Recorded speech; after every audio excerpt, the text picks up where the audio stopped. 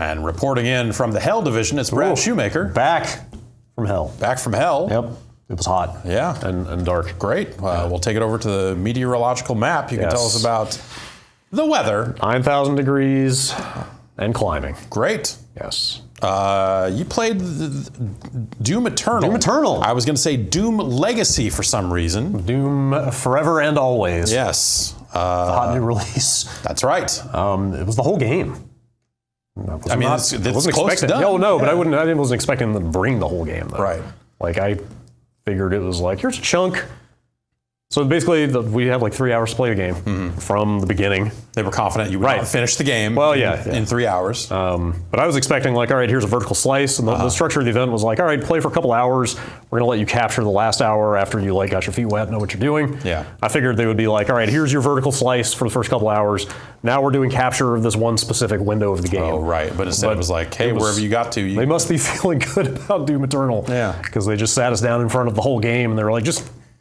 at this point, get as far as you can get in 3 hours. It's so close to release that like it would take time for them to like carve up a demo and because that was what they had at E3. It was something that was like a very specific demo with like very specific training at the front of it and all this stuff. Yeah. So it's just a looseness and like a level of confidence, I guess, that you don't often see at a preview event like this. Yeah.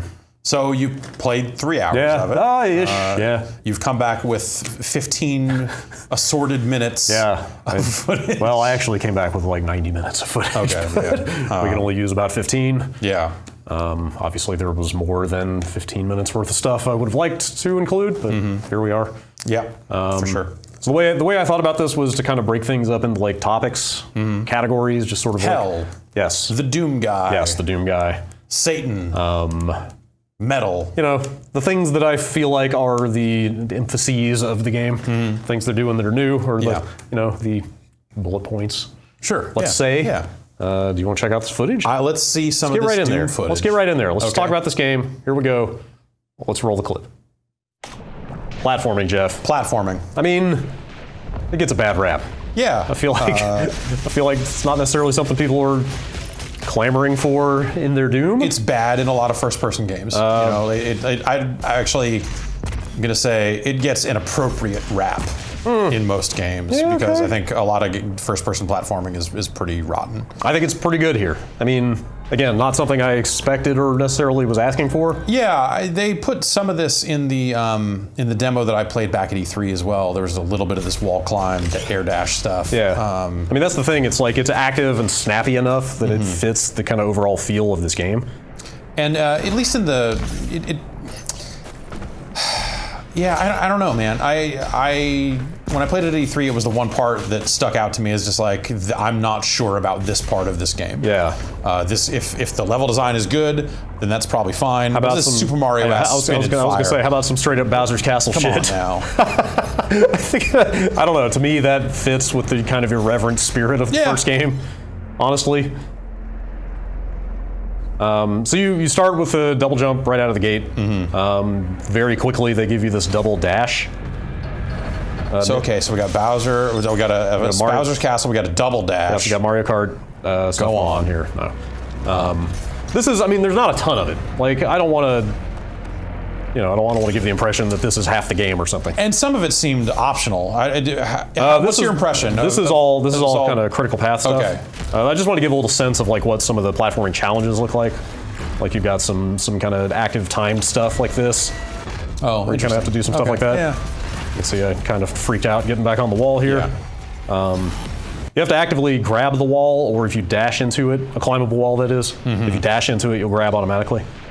I think it's fine. Like, it doesn't bother me. Like, it's just a different type of action challenge. It seemed okay, but also, like, it kind of goes hand in hand with, it's a little weird that there are just straight up one-ups in the world for you to collect.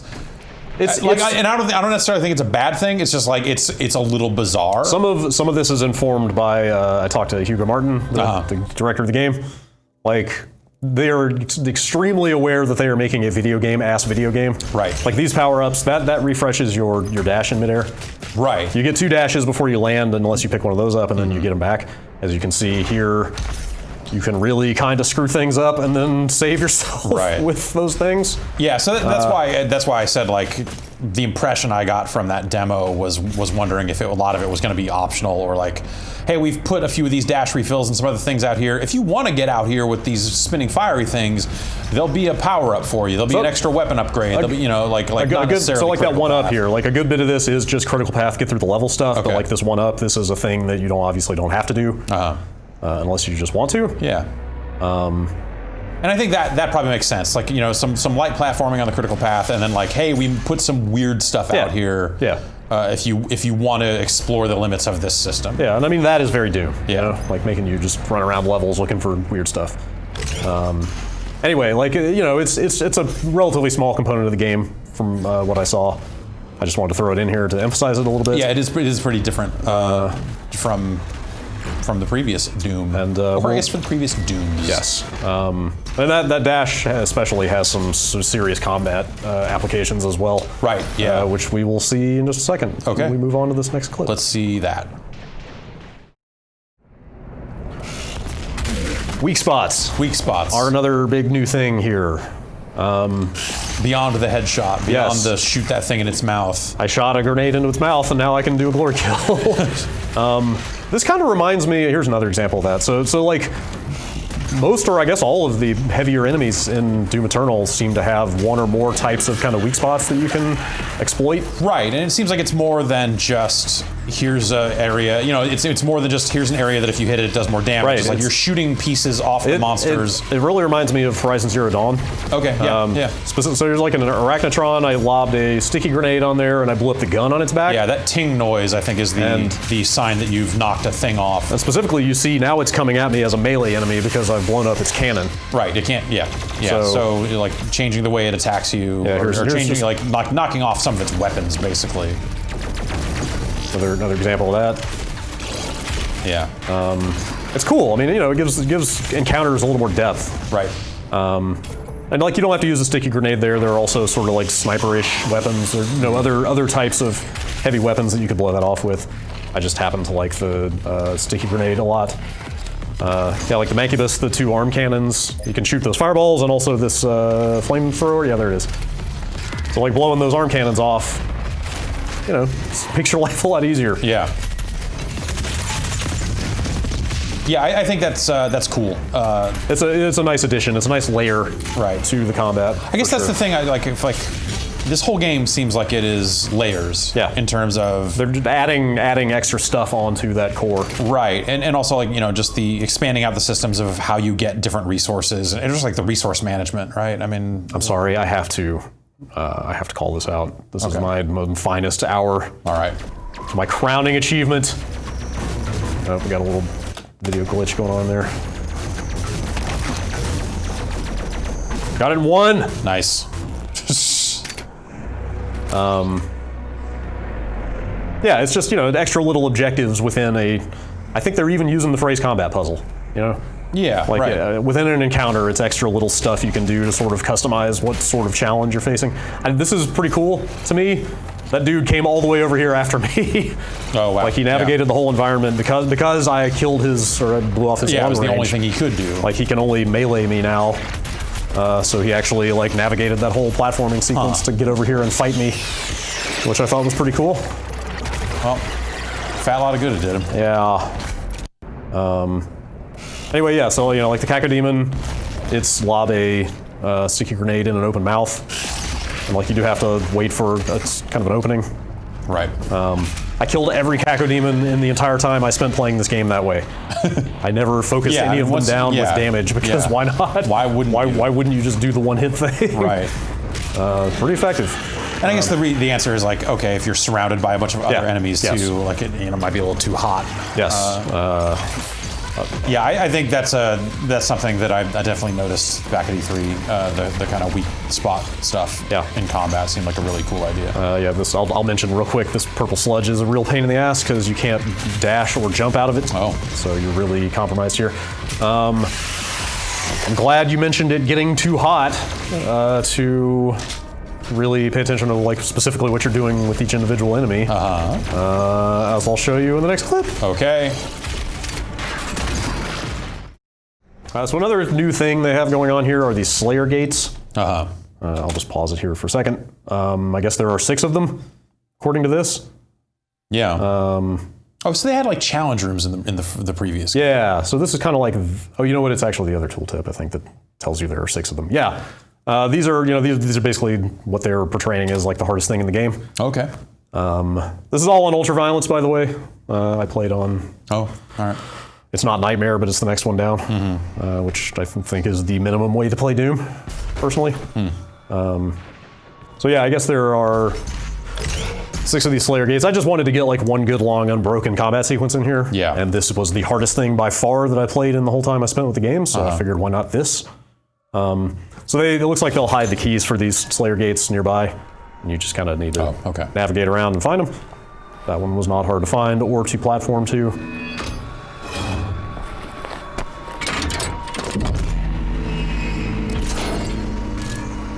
And then, I don't know if you saw there, like beating these things feeds into a number of upgrade systems. Yeah, look, you got like 3 upgrade points and some other stuff for finishing. Yeah, but I must have spent at least half an hour trying to beat this. I think I counted 8 tries it took me. And of course, at a certain point, it rolled over to the point that I was not going to stop until I beat it. Yeah. Even to the detriment of the time I had left with the game. It's like 3 hours with the game, but let's just do this the whole time. Yeah, yeah, no, I get it. But I mean, I really wanted to like kind of put the game to the test, or see the hardest thing I was going to have time to see in that amount of time. I don't know if you saw the little grenade off the shoulder cannon there. Yep. That's another one of the new things. There's the flamethrower. That's also new. And then, so what is it like? If you burn them with a flamethrower, armor comes off. Yes, that's the green stuff is armor. So yeah, shooting any enemy that's on fire from the flamethrower drops armor, and then if you kill them while they're still on fire, they'll drop a ton of armor. It's kind of like the chainsaw mechanic, but for armor instead of ammo. So it's just like another step in that loop. Yeah. So chainsaw gets you ammo, flamethrower gets you armor. Yeah, glory kills get you health. You're right. So it's just that leapfrog system. Yeah. It's awesome. It's like a great way to manage your resources mid-combat. And force you to like mix it up. Yeah, totally. Instead of like, oh, I'm going to back off and go get a pickup or something like that. Like you're actively acquiring the things you need by the way you play. Yes. I think that's a really neat idea. Like you have to wade into it to get the stuff you need, not back off. Yeah. This dude up there with the arm blades. The first time I got here, he had a player name over his head, and it was this kind of Dark Souls-ish system of like, oh, this enemy killed another player in their campaign. Okay, got so he's going to drop more stuff if you kill him. Okay. But then I died. Okay, I thought you were about to say that it was an actual player. No, Isn't no. That is also in here. I mean, they didn't have that enabled. Yeah. That was an upgrade. That slow-mo. Oh, okay. We'll get to the upgrade systems later on, but that was one that I picked off of a tree of midair. If you aim your mod on your gun, it'll go to slow-mo like that. Cool. Which I found to be incredibly useful. Yeah. I made sure, that's a Revenant, I made sure to hold on this guy because that's another weak spot where you blow off their... So like those dudes also become melee enemies when you blow off their shoulder cannons like that.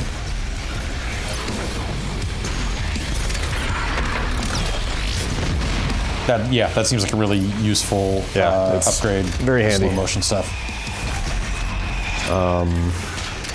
There is like an explicit kind of sniper rifle attachment to that gun that I just had out. I didn't take it. I picked the other mod. That's when I had the chance, but like that slow-mo seems like it would be super useful for that thing. Oh, sure, yeah. That's a cluster of rockets. Yeah, that's one of the mods on this kind of machine gun is. Was that the choice? Do you want a cluster of rockets or a sniper rifle? Yes. I would take the cluster of rockets. Yeah, they're heat-seeking. Yeah. Pretty good. This is Doom. Yeah. I'm not here for a sniper rifle. I mean, again, it does seem like a handy way to hit those weak spots. Yeah, I bet. But still, I would rather... Not my preference. Fucking fill a face full of rockets. Yeah.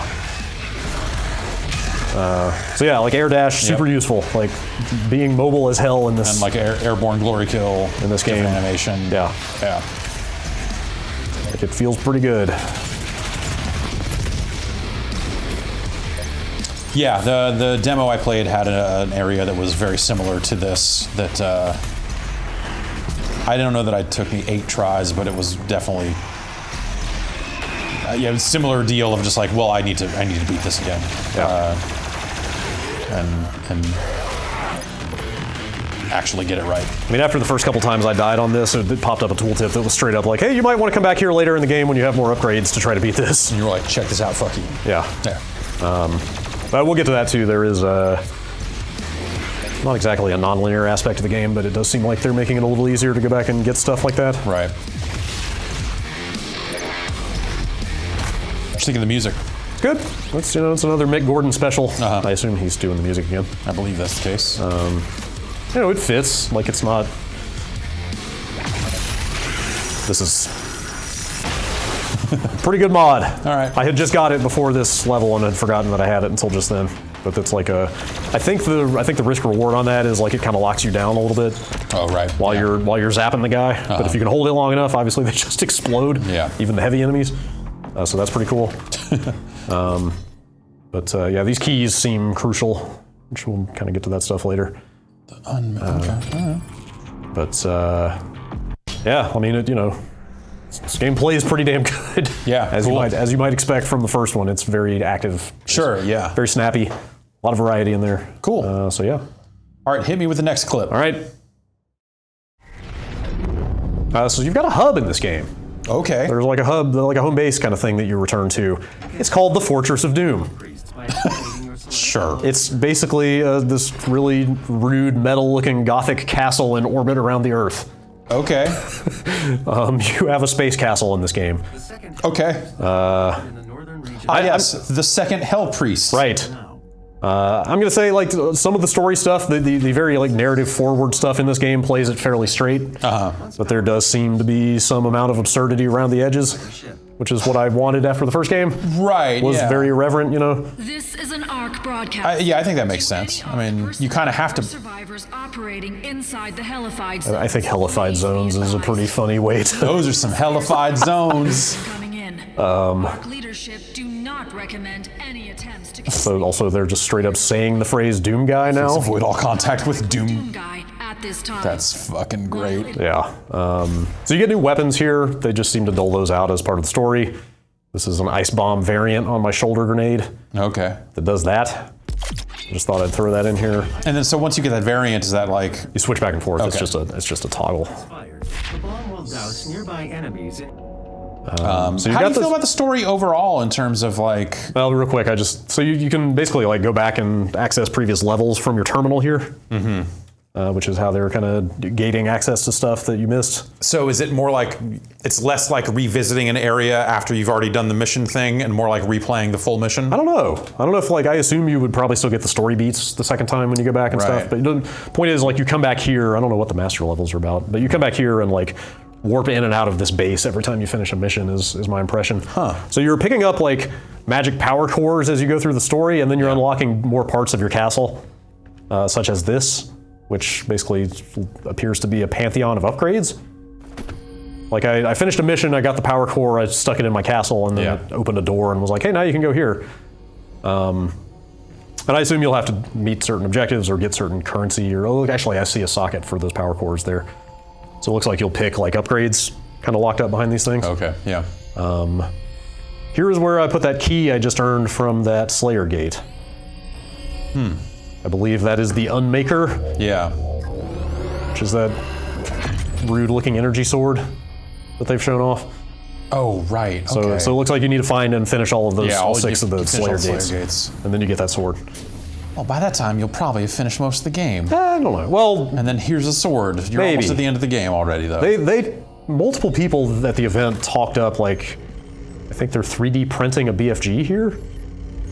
Just thought I'd throw that in there. That's cool. Multiple people at the event talked up how long the game is. Like Hugo was saying, there's way, way, way more in this game than the first one. So it's possible you'll hit all 6 of those Slayer gates well before the end of the game. Yeah. This is like your office. Just wanted to note the rude-looking guitars on the wall. Okay. Because why not? Yeah. There's this, which implies to me that you'll be picking up floppy disks probably to install Doom. Great. And play it. Doom was not 14 discs. That's ridiculous. There's the Ripatorium. Yeah, I think the shareware was a single floppy, right? Yeah, I feel like registered Doom 1 was what, 3 discs? Hey man, collectibles. All right. Anyway, this is the Ripatorium. It's just it's kind of a playground. It's a demon prison. Yeah. You could just, it looks like they add new enemies as you encounter them in the story. So is this just like here's an endless fight for you to get in here and fuck around? Yes, it is just fucking go downstairs in your space castle and kill a bunch of enemies if you feel like it. Okay. If you want to test a build. All right. Nice grand staircase here. And then yeah, like you just kind of, you've got your computers here that you access and like pick objectives and... That's weird and seems kind of cool. Activate a portal and then warp off to your mission. Yeah, it's a nice little structural change, I think. I kind of wish that the castle just had a giant gun on it and you just shot yourself at the planet. It may well at some point because there were like big looking areas of this thing I couldn't access. Like I said, as I was getting these power cores and powering things up, it was letting me get into new areas. I mean, there are straight up like walkways in space. You can like walk outside of this thing and just sort of walk around in space, which is nonsense. Yeah, how far into the story do you think demons attack your space castle? Oh no. Yeah, this place does kind of look like it's built for combat, doesn't it? A little bit. I don't know. Let's say like 3/4. Yeah, that seems like a story appropriate place to put something like that. I guess I could see it. Yeah. Oh no, we've lost the space castle because demons have overrun it. Sure. Yeah. I went to hell very early in the story, and then I went to like a snowy area in the northern part of Earth. So there's a little more like environmental variety than last time from the looks of things. All right, shall we move on? Let's see, is the next clip the final clip? It might be. All right, let's see it.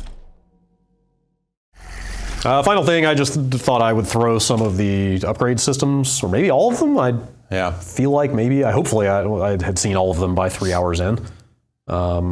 This one seems to be the primary way you're going to get more health, armor, and ammo capacity. Okay. So you're basically just getting those by unlocking these icons, but then I'm sure it's evident if you get both of the ones on a unit, then you also get that perk in the middle. Right. So you can kind of decide like, okay, I want armor and health first, so I can get those, and then also get quick draw belch.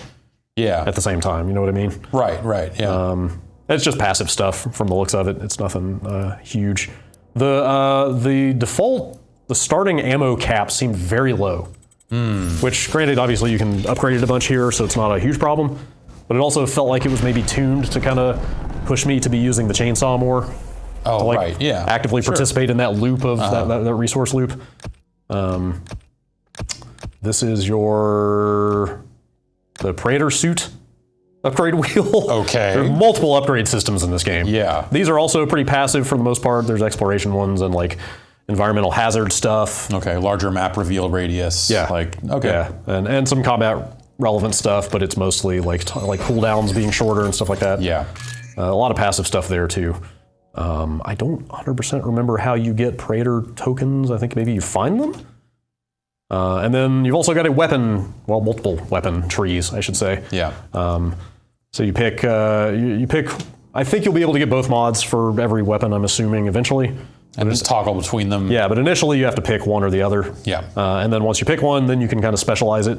You can go in here and see some of the tweaks you can put on that. Yeah. And I believe these tokens are all earned through combat.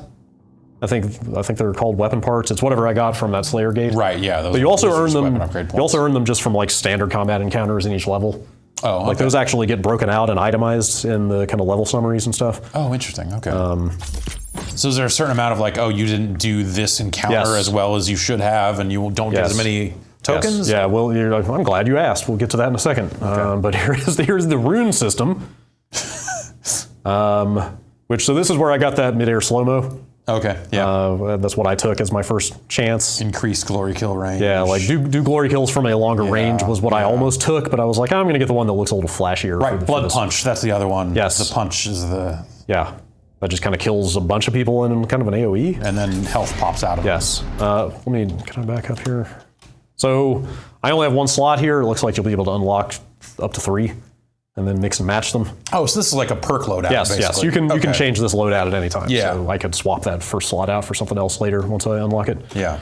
And then here's finishing a level. And like I said, they kind of,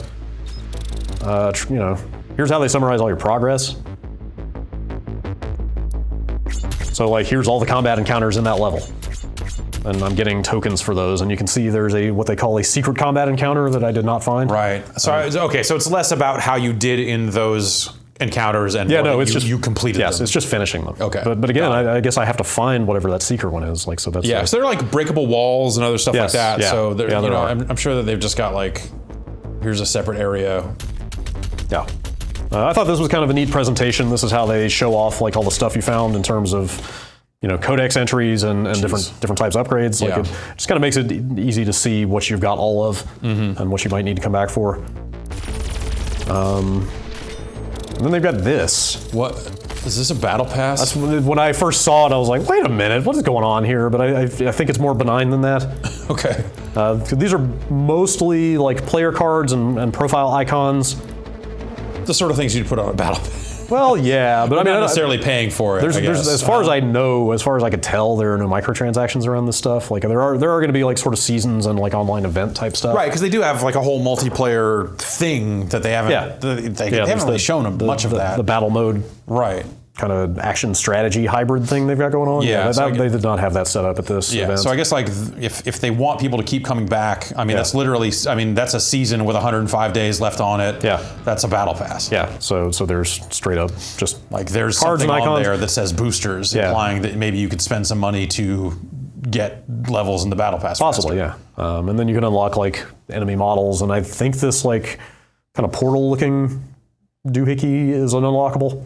I think there are other types of those you can get, just as another cosmetic trinket. Right. And those might show up online. Maybe other players see those. I would assume, I mean, the way that they see your card, an icon, or something like that. I'm not sure.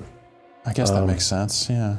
Yeah, I mean, I agree with you. Like the initial presentation of this was like, wait a minute, what's going on here? Yeah. But I think that's more just like, hey, this is how games are displaying their upgrade paths these days. I mean, I'll tell you, we could look at that and it seemed very readable and easy to understand. Yeah. Because so many different games are doing it now. It's a nice, clean, straightforward layout. Yeah, so kind of a lot of upgrade systems to manage, but I mean that's okay.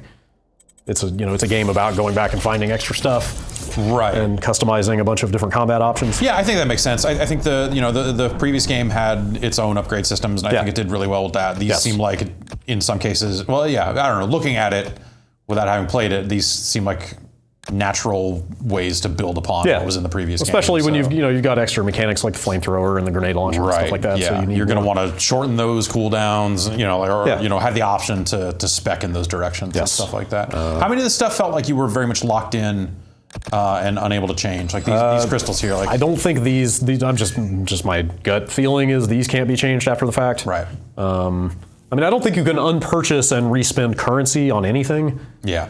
I think all these decisions are binding, but the idea is that like you'll eventually get enough to get it all. Yes, my assumption is if you search every corner. Yes, I assume in most, if not all cases, you'll be able to max this stuff out. I could be wrong about that. I feel like by the end of the first game, I had enough points to unlock everything, but I had already like selected which mods I liked using and wasn't going to switch back and forth anyway. So I was just spending them to spend them at a point. And it's a game about fast-paced, varied combat, so I would assume they want people to be able to see all the different options they've provided.